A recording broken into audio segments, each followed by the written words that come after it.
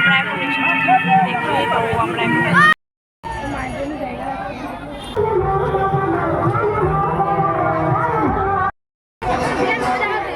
Hi everyone, welcome back to my channel. চলে আসলাম নতুন আরেকটা ব্লগ নিয়ে। আশা করি তোমরা সবাই ভালো আছো আর আমিও খুব ভালো আছি। তো আজকের ব্লগটা এখন থেকেই শুরু করছি। আজকে হচ্ছে অষ্টমী। তো আমি এখন যাব অষ্টমীর পুষ্পাঞ্জলি দিতে। এইমাত্র স্নান করে আসলাম। তো ওইদিকে পুষ্পাঞ্জলি শুরু হয়ে গেছে। তো বাড়িতে অনেক কাজকর্ম ছিল, তো সেই জন্য একটু লেট হলো। এখন প্রায় বাজছে 10টার মতো। তো এবার যাব আমি রেডি হতে, তারপর পুষ্পাঞ্জলি দিতে যাব। তো চলো রেডি হয়ে আসি, তারপর দেখা হচ্ছে তোমাদের সাথে। তো আমি রেডি হয়ে নিয়েছি আর আজকে একটা লাল রঙের শাড়ি পরেছি, পুরোটাই লাল। তো এতটা গরম লাগছে যে শাড়ি পরে হ্যান্ডেলই করতে পারছি না। তো কাকিমা আরে ওইদিকেও রেডি হয়ে আসছে। তো চলো ওখানে গিয়ে দেখা হচ্ছে। তো আমরা সবাই রেডি হয়ে এখন বেরিয়ে পড়েছি পুষ্পাঞ্জলি দিতে। রেডি হতে হতে প্রায় 12টা বেজেই গেছে এতজনে রেডি হতে। আমি দেরি করছি তো প্রথম যেহেতু আমি শাড়ি পরেছি তাই আমার রেডি হতে একটু দেরি হয়েছে, তো সেটাই ওরা বলছিল। আর শাড়ি পরে আমি সেরকমভাবে হ্যান্ডেলও করতে পারি না। আমি সবাইকে শাড়ি পরিয়ে দিলেও কিন্তু আমি যখন শাড়ি পরি তখন আমি ঠিকঠাক করে পরতে পারি না। কাকিমাকে তো ঢাকাই পড়ে গেছে। কাকিমা দেখি খুব সুন্দর লাগছে লুকটা। আমাকেও অন্যরকম লাগছে। আমাকে তো বড় বউ লাগছে। মানটিকে কি বড়ও মেয়ে লাগছে। আমাকেও লাগছে।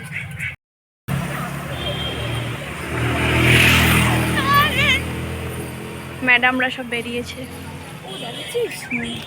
গল্প করতে করতে মণ্ডপের খুব কাছেই চলে এসেছি। আর আমার বাড়িটা হাই রোড থেকে মাত্র 5 মিনিটের ডিস্টেন্স। তো সেই জন্য খুব একটাও টাইম লাগে না। আমার বাড়ির কাছেই প্রত্যেকটা পুজোই হয় বলতে গেলে। আগে হতো না, কিন্তু এখন সব। মানে পৌঁছে দেখি লম্বা একটা লাইন পড়েছে। এই লাইনটা কিন্তু পুষ্পাঞ্জলির না, পুজোর ডালিগুলো জমা দেওয়ার লাইন। তো এখানে আগে জমা দিতে হবে, তারপর পুষ্পাঞ্জলি দিতে হবে। এটা হচ্ছে জলসরার প্যান্ডেল। আর এখানে পুজোর থিম হয়েছে টাইটানিক জাহাজ। খুব সুন্দর দেখতে লাগছে। রাস্তার ধারেই রয়েছে এই প্যান্ডেলটা।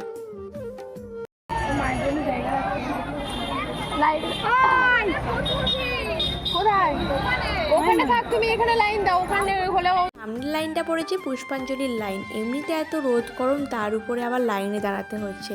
আর আমরা একটা ছাতা নিয়ে এসেছিলাম, তার সত্ত্বেও আমার মাথা ঘুরে গিয়েছিল। আর প্রত্যেক বছরই আমার পুষ্পাঞ্জলি দিতে আসার সময় মাথা ঘুরে যায়। মনে হয় কিছু একটা বর দেওয়া রয়েছে ঠাকুরের। পর কোনো রকমের পুষ্পাঞ্জলি দিয়ে এখন বাইরে বেরিয়েছি। আর এখানে এসেও দেখি এখানে লম্বা লাইন পড়েছে। লাইনটা পড়েছে প্রসাদ নেবার লাইন। তো এখানে এখন প্রসাদ দেওয়া হবে।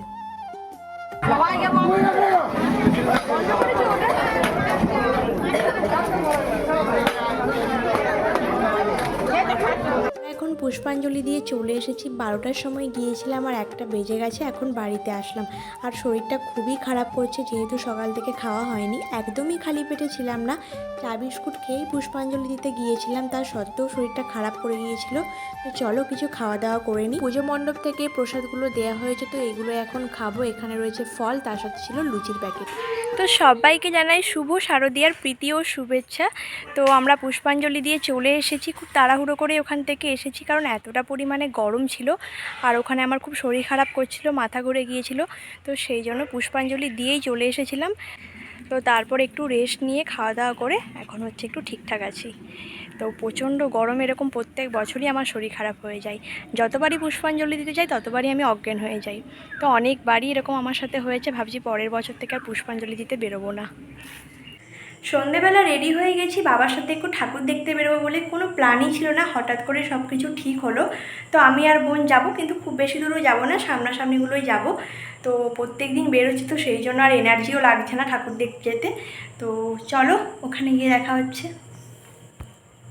তো আমরা এখন দেখতেই পাবো আমরা এখন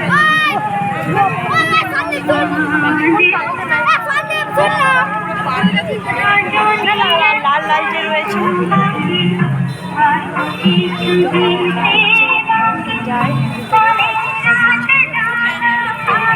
এখন এসেছি কুটিঘাটে ঠাকুর দেখতে। এখানে প্যান্ডেলের থিমটা খুব সুন্দর হয়েছে।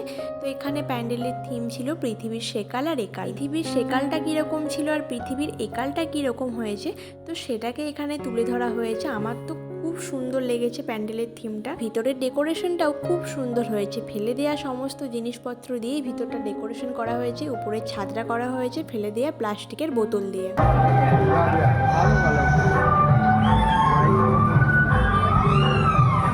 মণ্ডপের সামনে মেলাও বসেছে, যেহেতু ঠাকুর দেখতে এসেছি তাই আর মেলাতে ঢুকবো না, মেলাতে ঢুকলে আর ঠাকুর দেখা হবে না।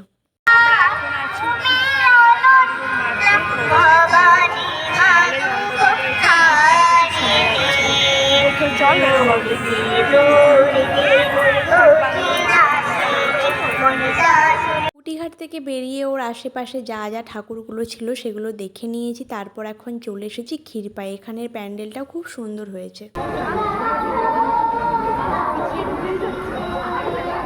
রাস্তার আশেপাশে যা যা প্যান্ডেল ছিল মোটামুটি দেখা হয়ে গেছে। বাবার সাথে আসলে সেরকমভাবে ঘোরাও হয় না, রাস্তার ধারে যেই প্যান্ডেলগুলো থাকে সেগুলোকেই নিয়ে যায়, তার ভিতরে ভিতরে যেগুলো থাকে সেগুলোকে আর নিয়ে যায় না।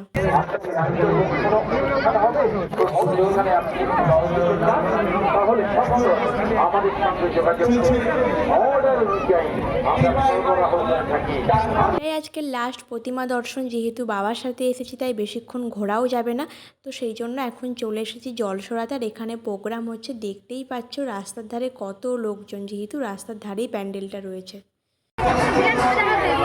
হ্যাঁ,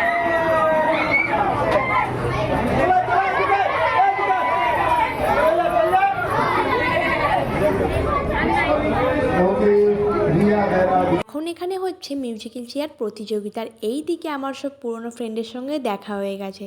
প্রত্যেক বছরই দুর্গাপুজোর সময় আমার সব স্কুল ফ্রেন্ডের সঙ্গে দেখা হয়, বছরেরই একটা দিন। আবার যেহেতু কাছাকাছি বাড়ি, কিন্তু তা সত্ত্বেও কোনোদিনও দেখা হয় না, এই একটা সময়ই দেখা হয়।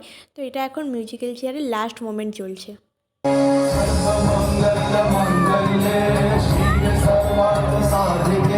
মিউজিক্যাল চেয়ার প্রতিযোগিতার পর এখন ওখানে নাচের প্রোগ্রাম চলছে, কিন্তু অনেকটাই যেহেতু রাত হয়ে গেছে আর বাবাও চলে গেছে, তো সেই জন্য আমরা এখন এখানে ফুচকা খেয়ে বাড়ি চলে যাব। বাড়িতে চলেও এসেছি, সবাই খাওয়া দাওয়া করে শুয়ে পড়েছে, আমি আর বোন লাস্টে আসলাম, তো সেই জন্য আমরা এখন খাওয়া দাওয়া করে নেব।